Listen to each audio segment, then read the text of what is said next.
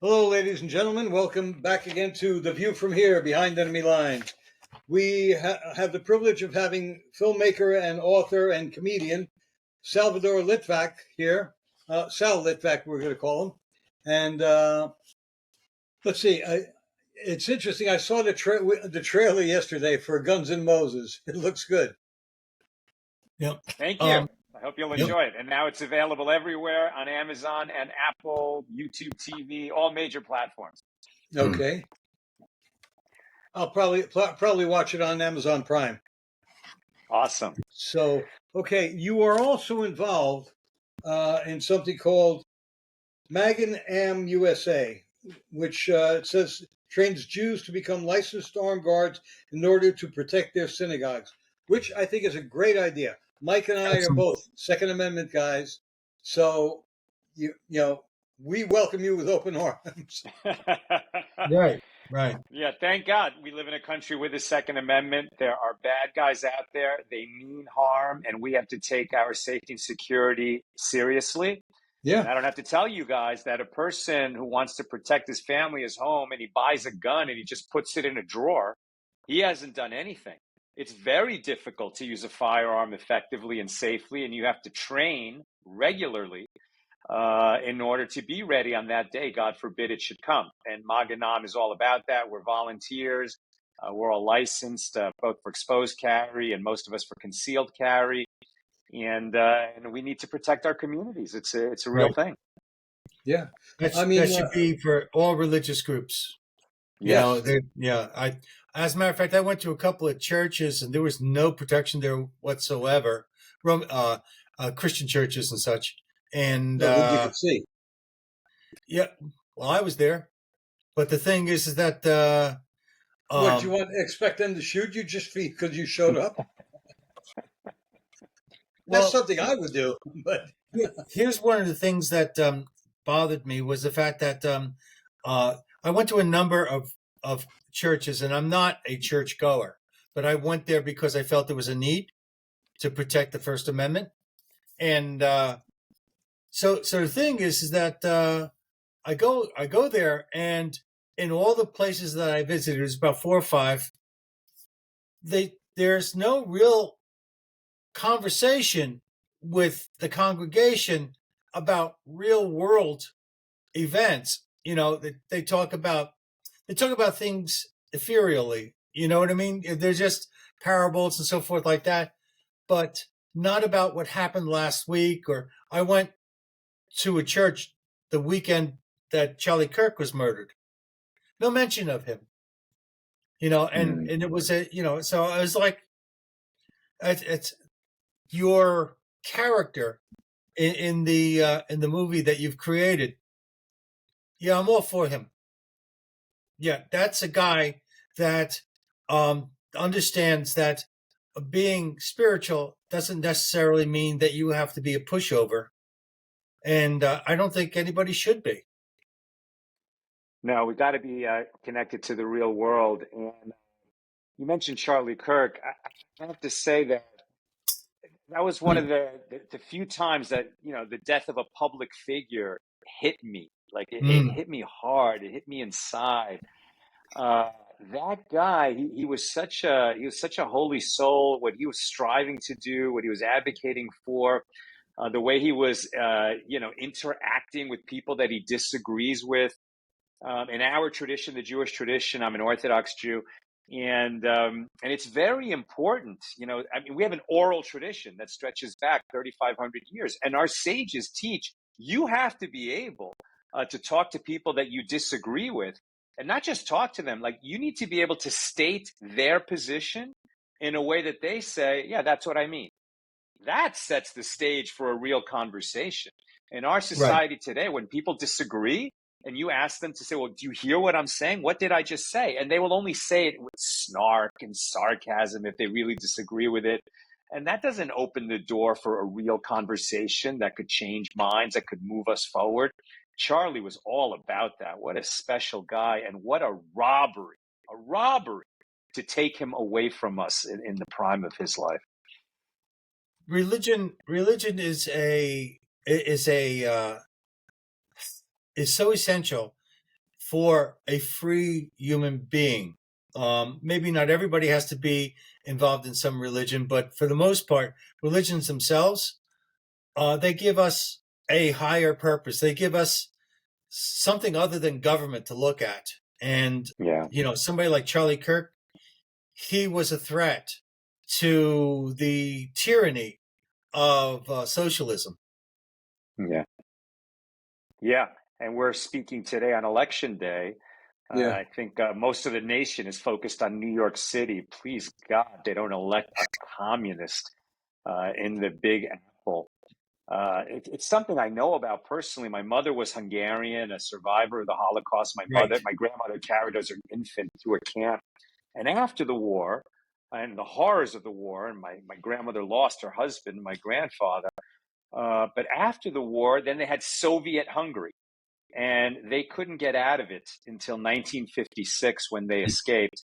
They ended up in Chile, where I was born. My father's family had been there for 3 generations. And in 1970, when Chile elected a communist president, the Hungarian side of the family said, yeah, we've seen this story before. Right. We know how it ends. We're out. And thank God that's how we ended up in the United States. But it never works. It's a bunch of promises that can't be kept. And therefore, to keep their power, consolidate their power, it always becomes a tyranny. It is the worst form of government that's ever existed. And it's all about false promises and seizing power.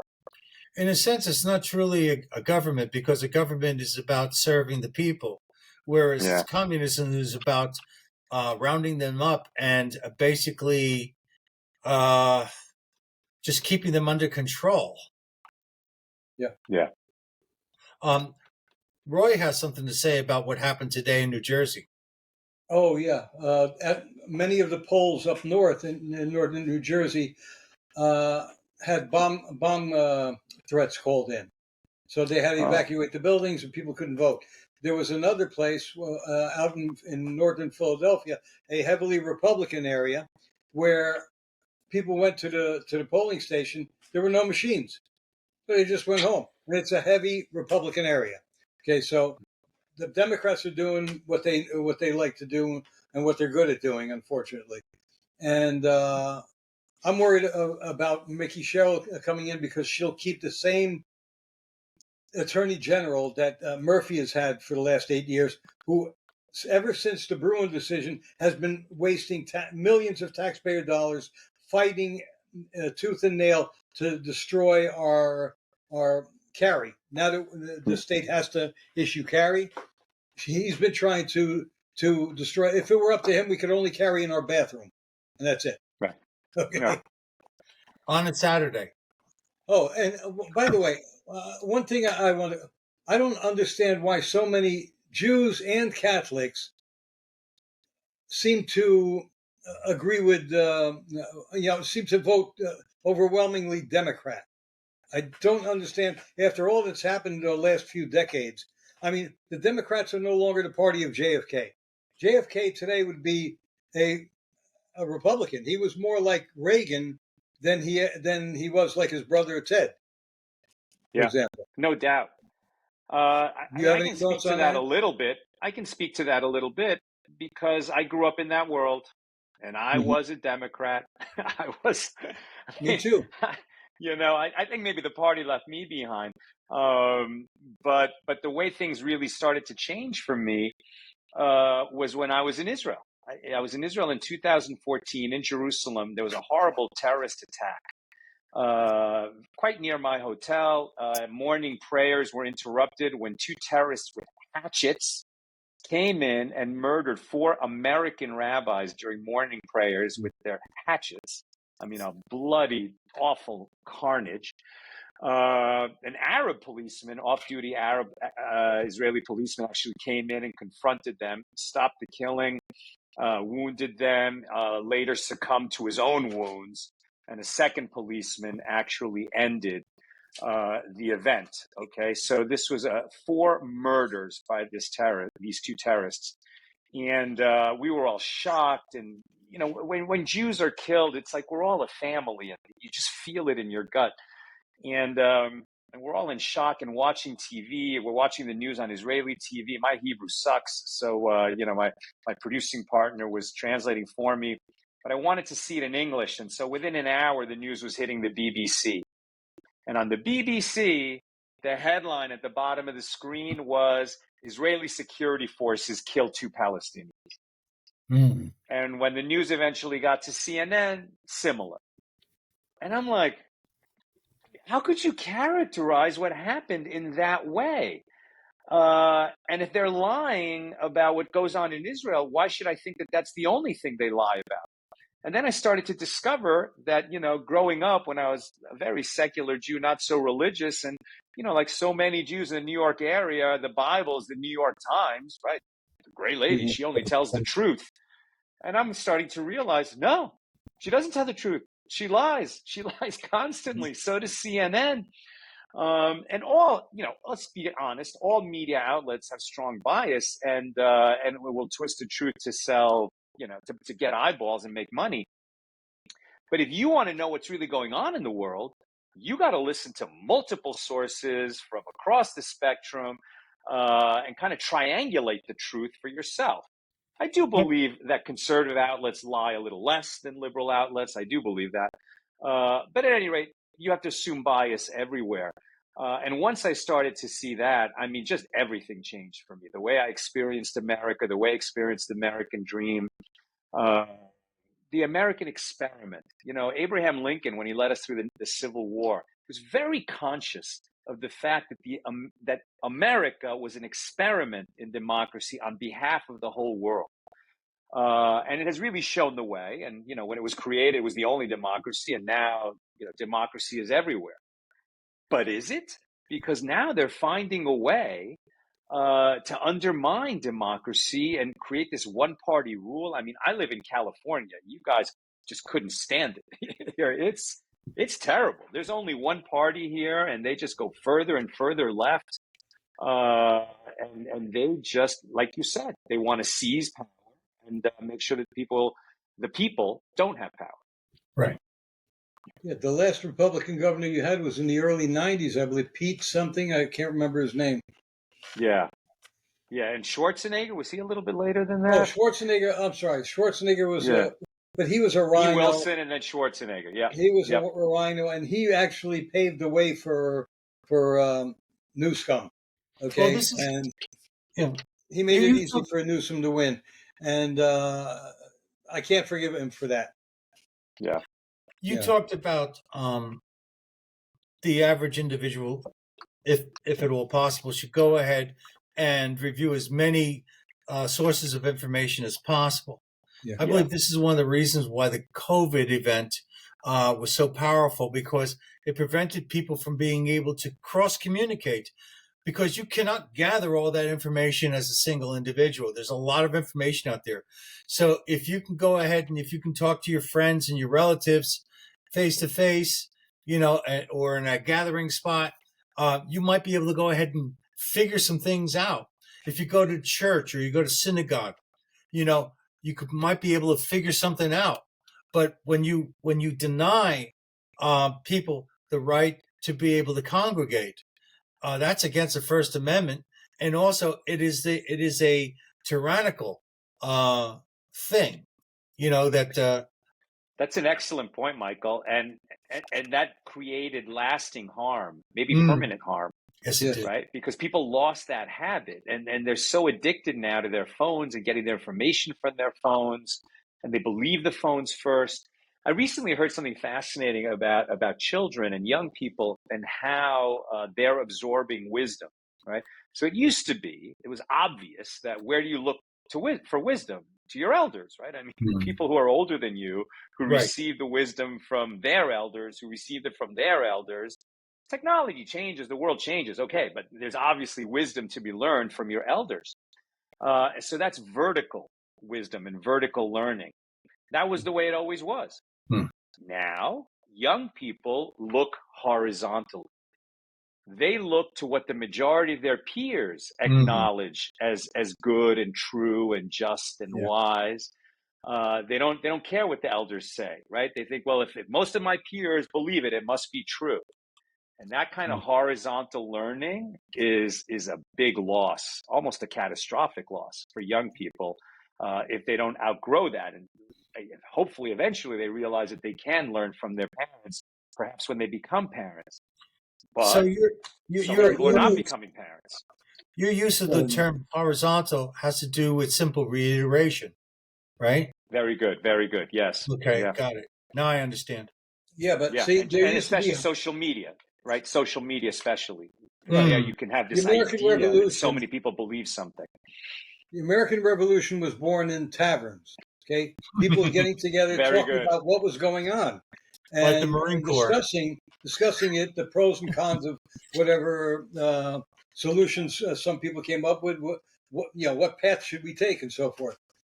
And by denying people the ability, as Michael said, to congregate and speak out like that, now all of a sudden they go and they do the consensus thing. Okay. Whiskey was their ayahuasca. Yeah, but at least they had discussions about, oh, you said this, I said that. But they had discussions, probably mostly civil, but I'm sure there was some that ended in fisticuffs. Okay, yeah. But they did discuss the ideas back and forth. They didn't just accept one idea and that's it, and say, oh, no, whatever you say is wrong because this guy said that. So I believe him. Yeah. I don't care what you say. Yeah, and there was always one guy in the room who was a total skeptic saying, nah, that's not right. That's not right. That's and okay. That guy's important. That guy serves an important purpose. To get past that, you're going to have quality ideas. Whereas now, if you just look to social media to reinforce whatever crazy idea you're attaching yourself to, you can instantly find thousands of people that believe that. Right. Yeah. And you don't have that one sensible, common sense guy saying, no, that's ridiculous. But in order for that quality idea, yes. in order for that quality idea to resonate, there has to be humility. And that's another thing that this world seems to be lacking in, is the willingness to acknowledge that I might not know. I might not be as grand as I think I am or I'd like to be. And the thing is, God teaches humility. Okay. Yeah.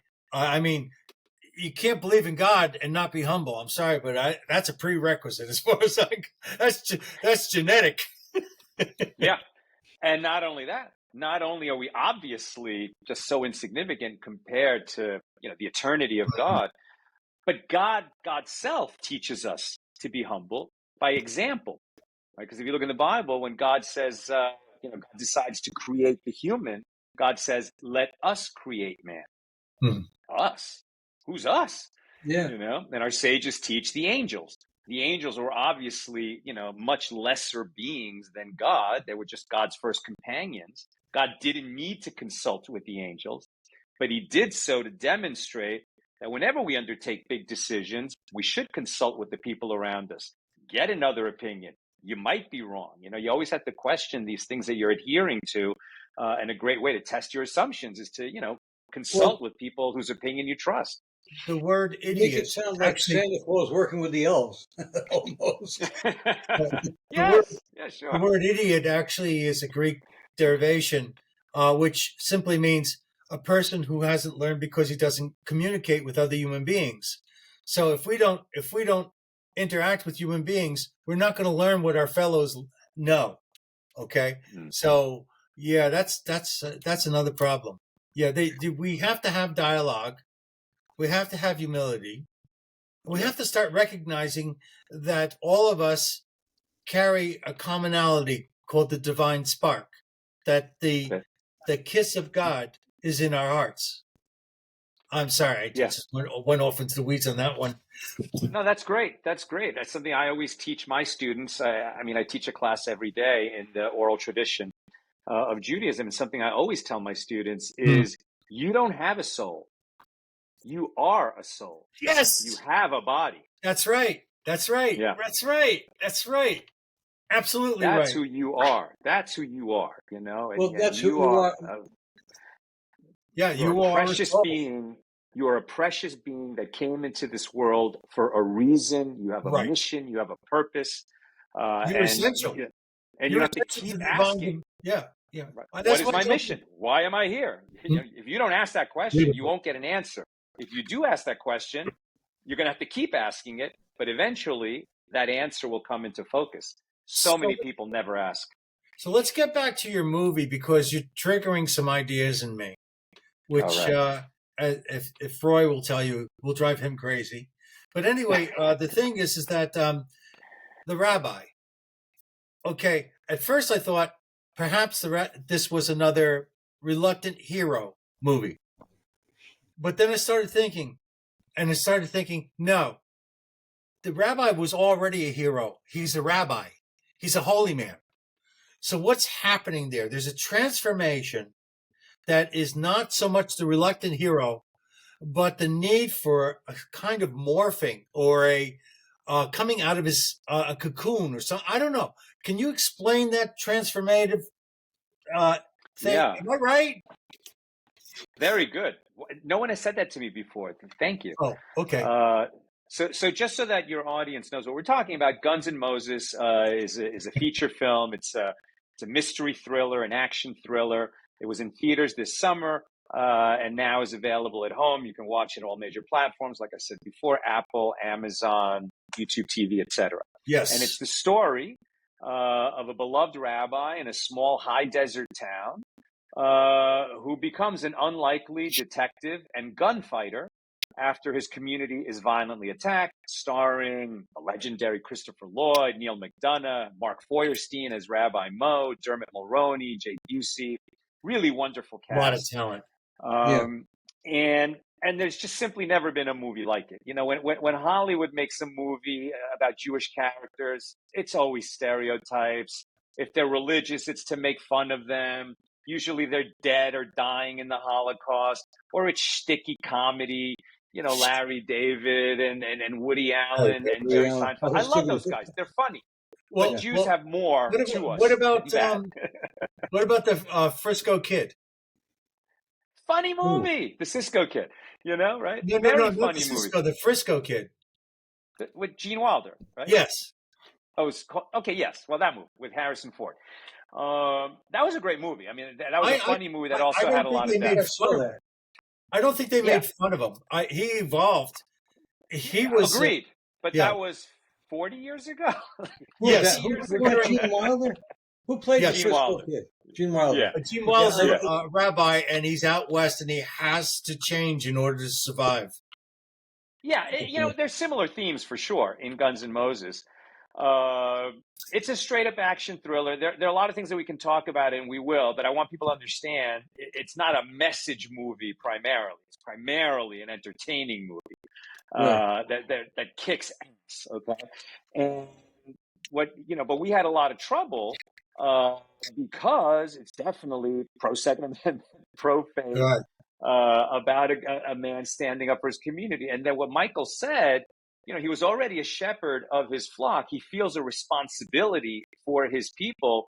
And when this murder happens and the cops, in his opinion, have the wrong man and won't investigate, so he's going to step up and he's going to start learning what the heck's really going on. And at that point, the danger starts to skyrocket. And his head of security, who's a Navy veteran, Brenda, says to him, "What are you doing? You got to get a gun. You got to be able to defend yourself and your family." And he's like, "I'm not a gun guy." And, I was not a gun guy. I didn't know from guns when I realized that people need to step up in our community. And how many times in a Hollywood movie have you seen somebody needs to learn how to shoot? And what is it? 5 tin cans on a fence, right? 15-second montage. The guy's a dead shot. So that's not the real world. Now, the most realistic one was Clint Eastwood in what was it, Unforgiven, where he hadn't shot a revolver in years. So, and he was frustrated, so he went and got a shotgun. Okay, I can do this. Right. But in The Outlaw Josie Wales, that scene that I'm describing was how he did. And it's fine. We accept the trope.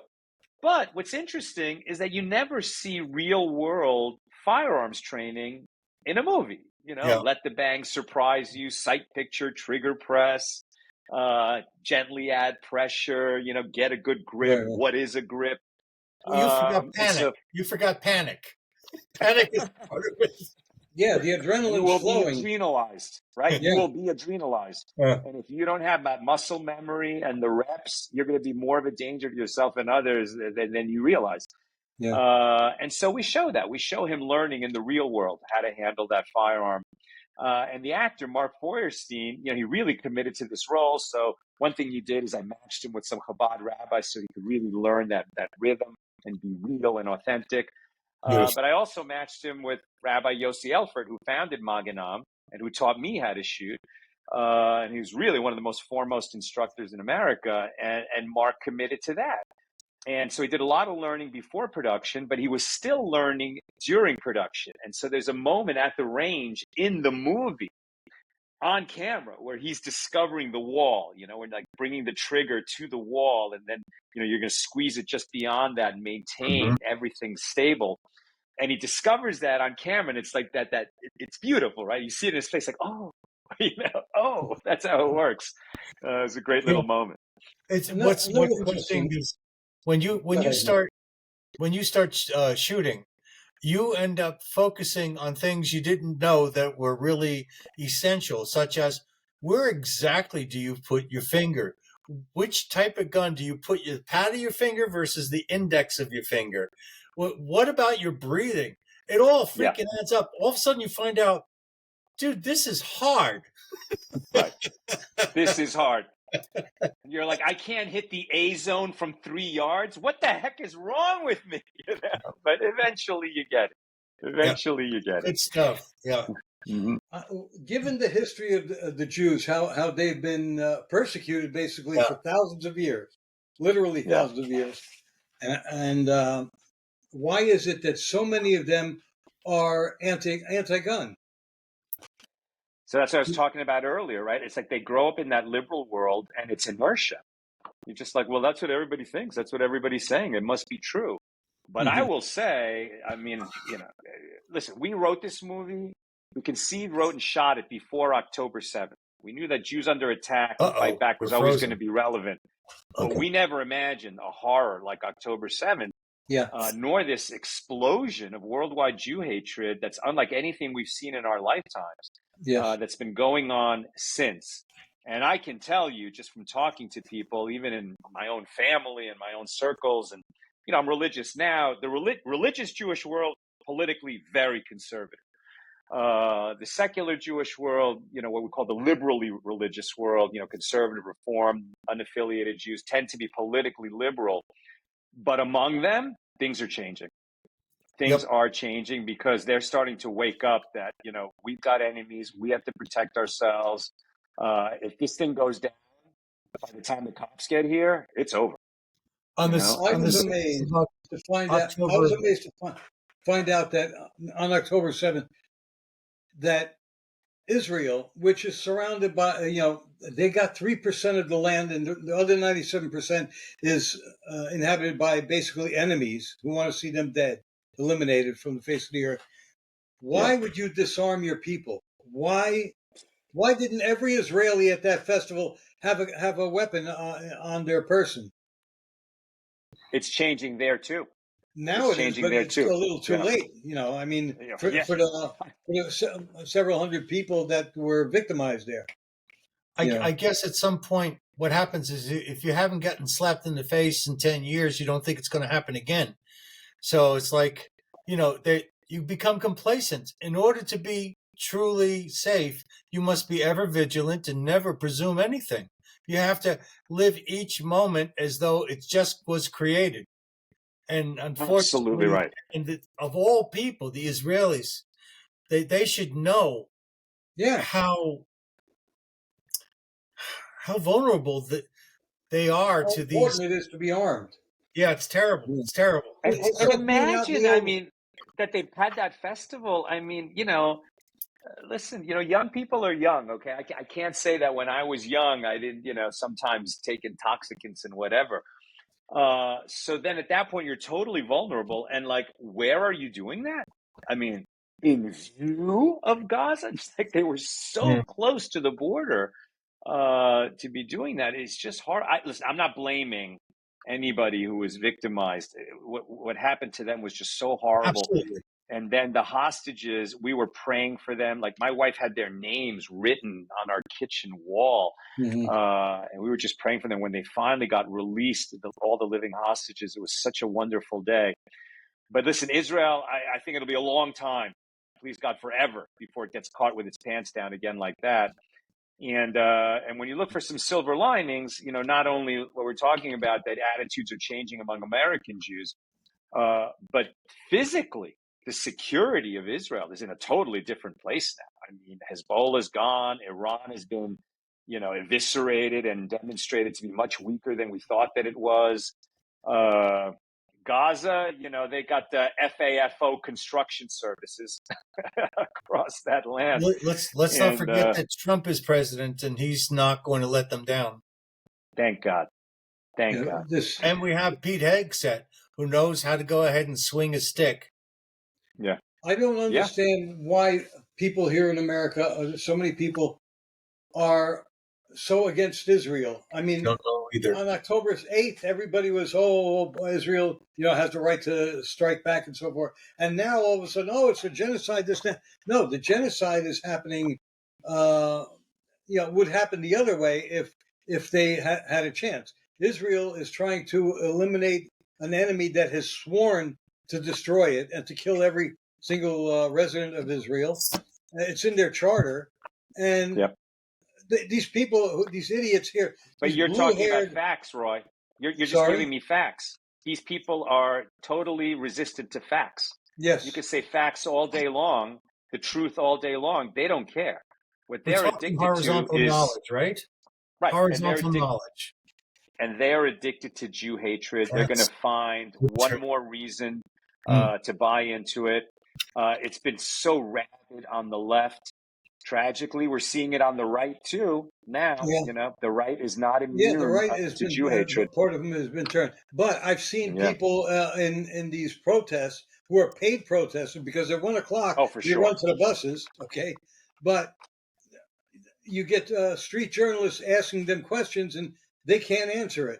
Or if it starts getting uncomfortable, somebody walks by and says, "Don't answer him, don't talk to him," whatever, and they stop, or they just can't give you a rational explanation as to why they hate Israel, as to what is happening in Israel. They'll say, "Oh, what's going on in Israel is terrible." Well, what's going on? Oh, they're killing children in Gaza. Bullshit. Oh, and one lady was saying that all these settlements that they're putting in Gaza, and I was like, 10 years ago they dragged all the Jewish settlers out of there against their will. And they left what was a paradise. They built a paradise there. They even left greenhouses for that. First thing they did when they got there, they destroyed the greenhouses. They destroyed their own food supply. They gave them the two-state solution. They gave them the two-state solution. Exactly. Here's your state. What they do with it? That's what I've been saying for years. They have two states. What the hell more do they want? No, they want Jerusalem. Piping was sent to them, so this way they could go ahead and manage the water, and they turned the piping into rockets. To shoot at Israel. But there's nothing surprising about it, right? There's nothing surprising about it because, let's face it, if you learn anything at all about basic Islam, right? This is very politically incorrect. You can't say this. But if you just read the basic texts of Islam, the goal is to take over the whole world. By any means necessary. And the entire history. And you can say that there are wonderful, peace-loving, like regular, moderate Muslims. Okay.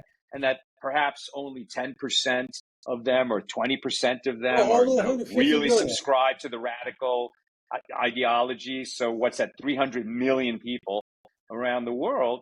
They've been at war since the thing was created. It was born in war.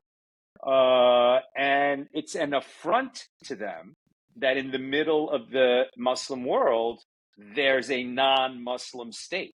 That's what Israel is. It's a stain on their honor, and they will never accept it. They see it as a house of war. They describe the nation or a location as either being a house of war or a house of peace. A house of peace is a Muslim state. A house of war is that which is not Muslim, which means any state that is not Muslim is de facto at war with the Muslim faith. That's Well, just I guess basic I'm always going to tenets, be at war you with the know. Muslim state.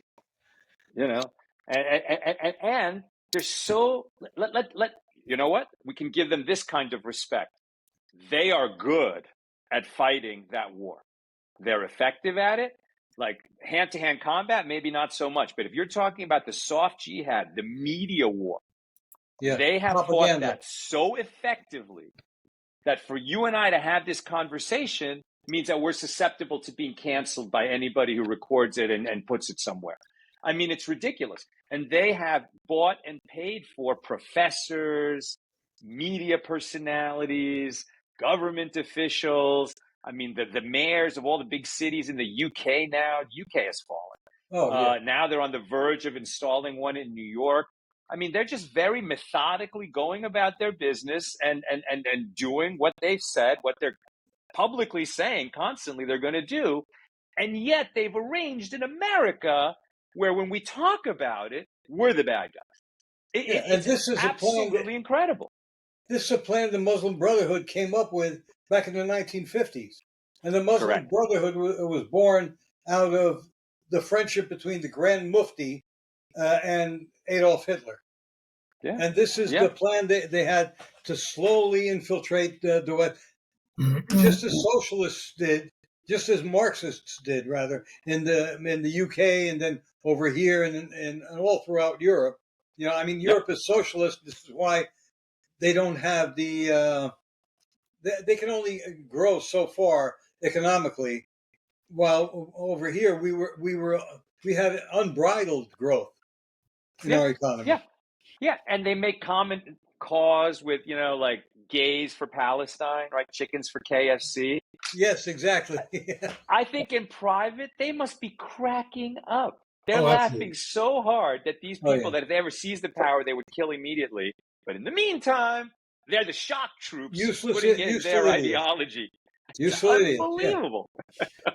yeah. These people who are on their side. They figure that these Marxists. They figure, well, I'll be the last one that they kill. You know, Yeah, if Yeah. I help them. Well, All right. again, this is I think another we. example of horizontal thinking. very I mean, good. I love that term. It Yeah. makes perfect sense. All right, we've talked enough about down stuff. Let's turn to your comedy or your comedy books. In fact, the tradition of comedy helping the Jewish people get through all the hard times they've gotten. That's They've had. exactly right. That's Yeah. exactly right. We have been chased by mean, murderous people for thousands of years. We're old hands at this.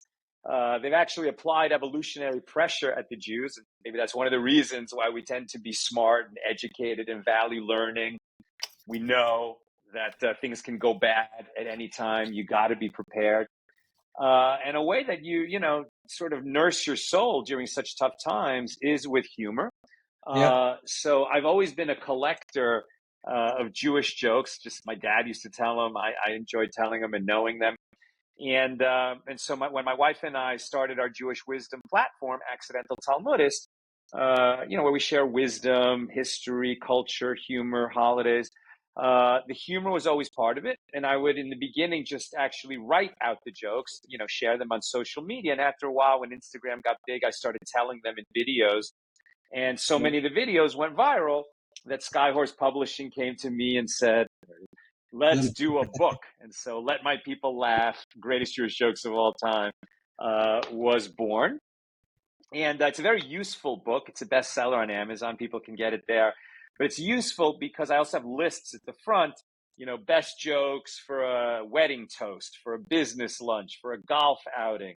The right joke when you need a joke. Right. Jokes Right. are great icebreakers for everybody. You don't have to be Jewish to enjoy these jokes. So, for example, a rabbi, a Hindu priest, and a politician go hiking. And they're supposed to find this hostel and stay there that night. They can't find it. They get lost. They end up knocking on the door of a farmhouse.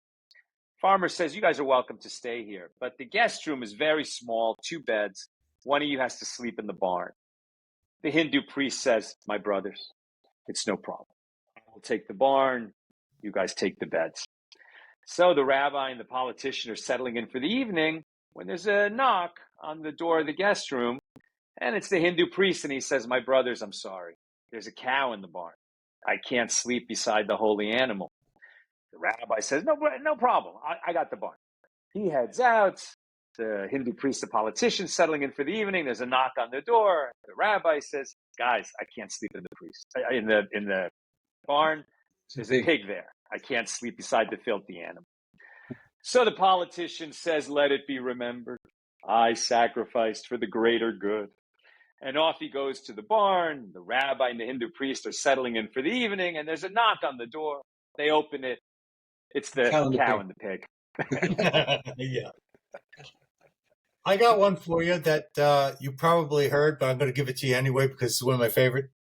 This little old man goes into a church and he goes into confessional, and the priest goes ahead and says, "My son, why are you here?" And he goes, "Well, let me tell you." That's my Jewish accent, by the way, in case you didn't notice. Okay. "Well, let me tell you, I'm 79 years old. A 17-year-old girl came into my shop, closed the door, and in the back we had mad, passionate love. We had mad, passionate love at my age. At my age, we had it." And the priest goes, "Excuse me, sir, but by your accent, are you not of the Jewish faith?" And he says, "Yes, I am." He says, "Well, why are you telling me?" He says, "Telling you, I'm telling everyone." Did you ever hear that one? You never heard that one? Yes, and you told it very well. Oh, thank you. Good Don't job, ask Roy to tell one because he can't tell jokes. He was lying. Go ahead, Roy. I have one for you that I bet you haven't heard. Have you heard the one about the guy who always wanted to meet Neil Armstrong? Have you heard that one? I think I did, but I can't recall it. It sounds familiar. Go for it. So his hero is the astronaut Neil Armstrong. He actually drives across the country because Neil's going to be appearing at a convention, signing autographs. He waits online for hours, and he finally gets his moment to meet his hero. And he asks Neil, "Mr. Armstrong, I've always wanted to ask you this. When you became the first man to walk on the moon and you uttered those immortal words, one small step for man, one giant leap for mankind, was it planned or spontaneous?" And Neil Armstrong says, "I'm going to tell you the truth. That's not what I said." "Huh? What I said was one small step for man, one giant leap for Manny Klein." Manny Klein? Who the heck is Manny Klein? When Mrs. Armstrong and I were starting out, we were very poor. We lived in an old apartment building with very thin walls. And our neighbors were Manny and Mrs. Klein. And we could hear everything that went on in their apartment, including Manny's every night repeated request for something special in the bedroom. To which Mrs. Klein would always reply, "Manny, you'll get that when a man walks on the moon." Yeah, I had heard that, but I'd forgotten about it. Not bad. It's a good joke. It's a good joke. I got one for you. You have three friends that are international, and they're talking about their lovers. So they decide to swap information. So they've decided to tell each other what gets their women crazy. Okay. So the British guy starts off. He goes, "Well, what I do is I go ahead and I get a nice bottle of champagne, a hot bath. I let her slip into it. And by the time the bath and the champagne does its job, she goes crazy." And the Frenchman goes ahead and says, "Well, what I do is I go ahead and I make a fine meal. I take her out for a nice carriage ride. I take her home. We have a bottle of wine. And that really makes her go crazy." So the Italian guy goes ahead and goes, "Well, what I do is I work on my car. I come home, wash my hands, and use the drapes to clean my hands off. And that really makes her go crazy." Hopefully you didn't hear that one because it's an Italian joke. It's not a Jewish joke or whatever. I have not heard that. How many books have you written? You've written one or two books? just this one of humor. Wife Okay. and I also did a version of Ward Hill Landman's Recollections of Abraham Lincoln, uh, Oh, which is what the book that the second movie, Saving Lincoln, was based on. And so we did an updated version of that book, and that's the true story. Well, I mean, it's a narrative feature, but it's a story of Abraham Lincoln and his closest friend Ward Hill Landman, who was also his bodyguard, who saved Lincoln's life more than once, and would have saved it at the end if Lincoln had not sent Landman away. oh. Why did he send Landman away? See Saving Lincoln. Huh. Well, how many films have you made? This is our third movie that's been out and been in theaters. Guns And N' Moses, your third. What was the first one? it's a comedy. When Do We Eat? That When was Do a We Jewish Eat? Okay, movie I about remember reading it. dysfunctional family Passover Seder. It was Jack Klugman's last movie. Leslie Ann Warren, Michael Lerner. I discovered Max Greenfield and Ben Feldman, and that movie's become a cult classic. So we're very proud of it. Okay. Yeah, I remember. Vaguely remember the movie. I don't remember if I ever saw it or not, but I do remember. Also available on Amazon and Apple, and so is Saving Lincoln. Okay. But Yeah, right we're now, gonna it's all tell about people. Guns and Moses. Yeah, I'm gonna put everything in the show notes, and we're gonna put it on our website where they can, what films you made, so they can look for them, and Thank also you. for your book too. Your books. Thank you. You guys are great. I'm really enjoying this conversation. No, thank you. Well, that's because I've done most of the talking. Yeah, for some reason we seem to put our guests at ease. I don't know. I guess it's because they say, our guests feel, hey, I'm better than these two clowns. So, Yeah, the thing is that you're just you're easy to get along with, okay, and we do Easy to enjoy talk. people that interact with us, but we're also very much pro-Israel, Yep. pro-Jew, as you could see, on the Thank flag. Can't see it. Yeah. So what? You can't see it? I can't see it from here. Flag? We got three panels, so you're shrunk a little. He does have an Israeli. He's had it since October 7th. He had it during that. Thank you. Thank you, holy brother. I appreciate that. It's also on my car. Yeah. Right, and you can't see this. I got mine over here. This is what I have. There you go. Hey, it works. Pledge of Allegiance. There you go. Well, the funny thing That's is, a big loss that kids don't say the Pledge of Allegiance anymore. Yes. why wouldn't you? We grew up with that. That was so The pledge. normal. Yeah, and now you don't even see American flags in a lot of classrooms, but you'll see a gay flag. You'll see a Palestinian flag in some places. Actually, we are passing some laws that are changing all that back. I hope so. I remember saying this and that. When we grew up, I had no idea if my teachers were Republican, Democrat, Socialist, whatever. Had no idea. No idea. Yeah. Even in college. Yep. Yeah. I mean, you could. You want to hear something crazy? You want to hear something crazy? Absolutely. Here in LA, our cleaning lady told us that she lives in East LA. She's Latina, right? It's a very Latino area. Mm-hmm. And so her son goes to school. I think this happened when the boy was like 9 years old. And the teacher, these are all Latino kids, right? Mostly Mexican heritage or, Salvadoran, Guatemalan, whatever, Central America. And the teacher pulled them out of school and took them to a pro-Palestinian rally. Where does a teacher have the right to take children out of elementary school and go impose her radical views, her, really misguided views, but forget what side she's advocating for? How is she taking children to a rally about, foreign policy, foreign wars? That's so inappropriate. Well, it seems to me like the administration allows it. So, Exactly. I mean, it's always a trickle down. It's like, why did this person do this really bad thing? Well, the people in charge let him. It's like, why do you have men competing against women in sports? Because the officials allow it. Yeah. So it's like, you're a jerk for doing that, but you're a bigger jerk for letting him do that. because you're supposed to be the authority. You're supposed to be protecting.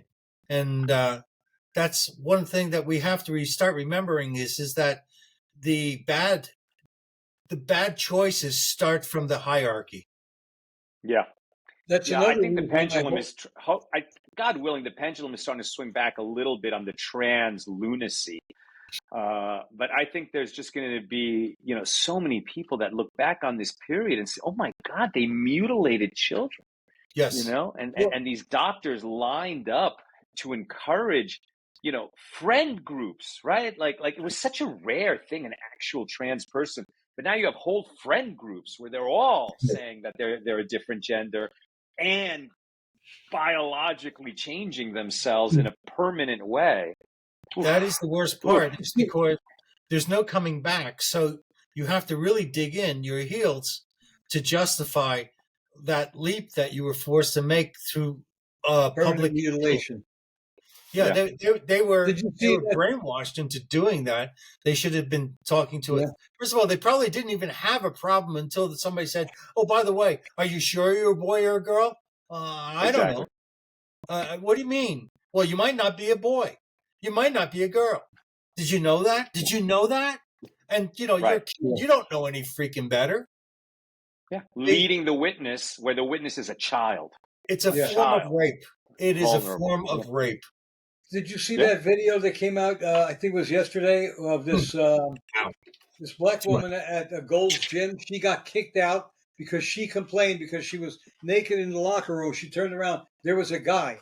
This guy claimed he's trans and so forth. He's got a name and everything, but he didn't even look like a woman. No breast, no nothing. He had nothing that looked feminine about him, except maybe gay, maybe a little gay. But it was a guy. And she was all upset, and she complained, and they kicked her out. Was this Planet Hollywood? Because they have a Gold's Gym. Planet Hollywood does that all the time. This was Gold's Gym, which surprised me, and it was out in California. I mean, this, of course, is California. California is a place where, imagine you've got murderers serving life sentences for all the horrors that they've committed, and this guy says, "Oh, by the way, I'm not a man. I'm not a man. I am a woman."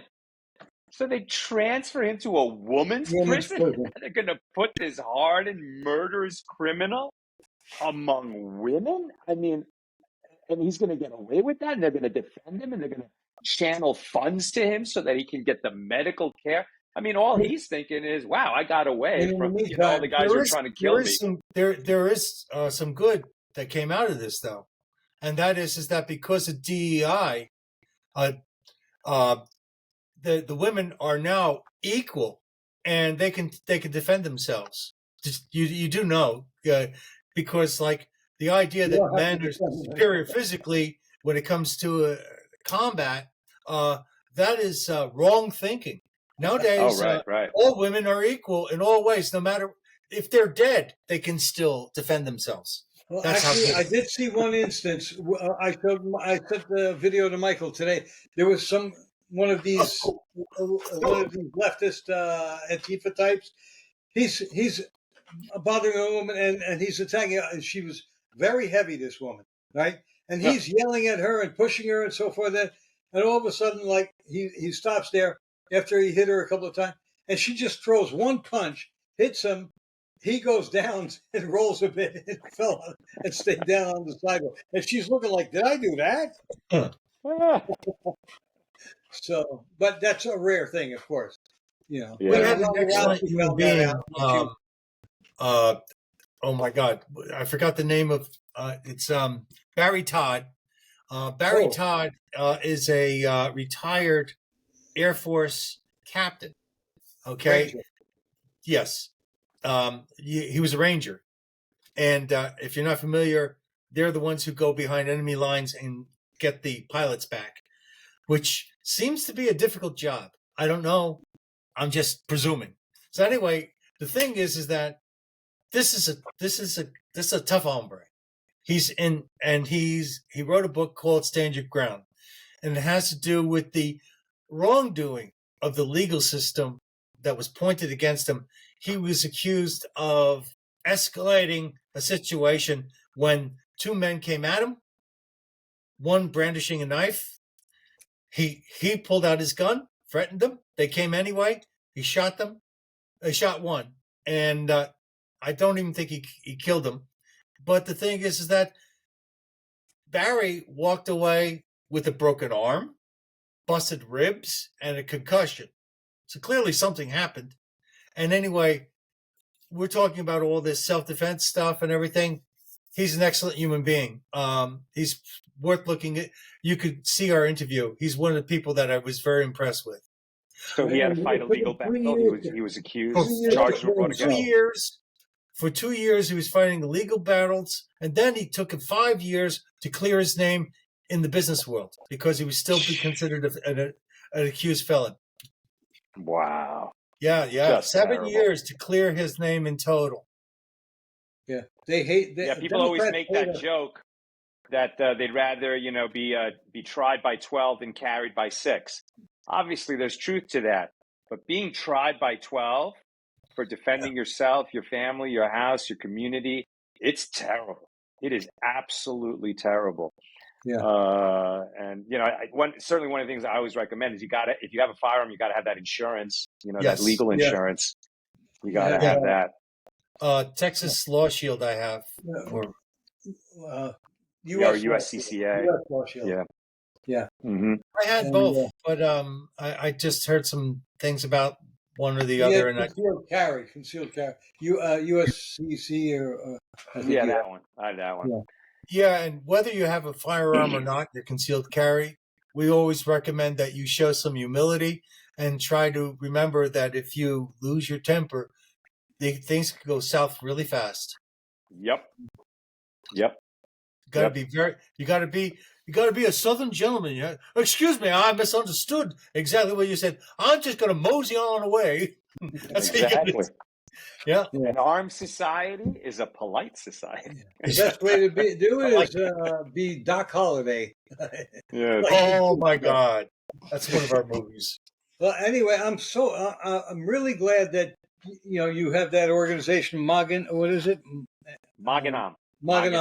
And their website is magenam.com. Yeah, I think it's a common sense thing to protect your congregations, and I wish that the Christians would do that, especially overseas. I mean, you see this genocide that's happening in Nigeria. They just killed, I think, 100 Christians a couple of days ago, and they've been killing, I think, an average of 35 a week over there. Yeah, the children. You had that nice. You had a good positive example of people defending themselves. That church in Wayne, Michigan. Right, a guy came there. He was going to kill people, and there you had congregants who were armed and who were ready and who did stop. Yeah. So thank God, So that's a good example. More crimes are stopped. Far more crimes are stopped than are committed by felons because of people who, as they say, the good guy with the gun. Yeah. But the media doesn't want you Guys, to know it's that. really been a pleasure. Thank you so much for having me on. Thank you very much for coming Fantastic, Sal. It's been a lot of fun. Good luck with the film. Okay. Yes. Thank you. Thank you. Everybody, check out Guns N' Moses. I will say one last thing because this is important. As I mentioned before, the New York Times, the LA Times, they're not getting behind Guns N' Moses. People love the movie. We have a 93 audience score on Rotten Tomatoes. Everybody sees the movie, really enjoys it. So when people see it, you got to tell your friends. It's the word of mouth. That's what gets it out there. If you look at IMDb and that score shows up in a Google search, it seems low. It's 5.5. If you actually go to IMDb, what you'll see, it's all 9s and 10s and 1s, right? And you'll see that any, Jewish programming now, like Red Alert, wonderful show on Paramount Plus about October 7th, or this movie Bow, Artist at War, which is a Holocaust movie about a guy fighting back during the Holocaust. Same thing, 9s and 10s and 1s, an inverted bell curve. And that's how, the enemies of the Jews, but also the enemies of truth, of Second Amendment, of, our kinds of values, they will swarm and try to hurt us online and stop the word from getting out. And that's why it's so important for people to tell each other, tell their friends, help the word get out, vote on IMDb, vote on Rotten Tomatoes. But I can, you guys have seen the movie and you recommended it to your audience. So I know people are going to I'm love going to it. see it. And when they do, I just saw let people know. On a different note, you have to stick around until you're uploaded. Just for a moment, okay? No problem. We hope you enjoyed this conversation with Sal Litvak, the author of what was it? Make my people laugh. Let my people laugh. Let my people laugh. Let my people laugh. And the producer of Guns N' Moses, which I urge everyone to go see. Right. I saw the trailer; it looked really good. And don't confuse it for a Babylon B short. We'll see you again next time on The View from Here, Behind Enemy Lines. There we go.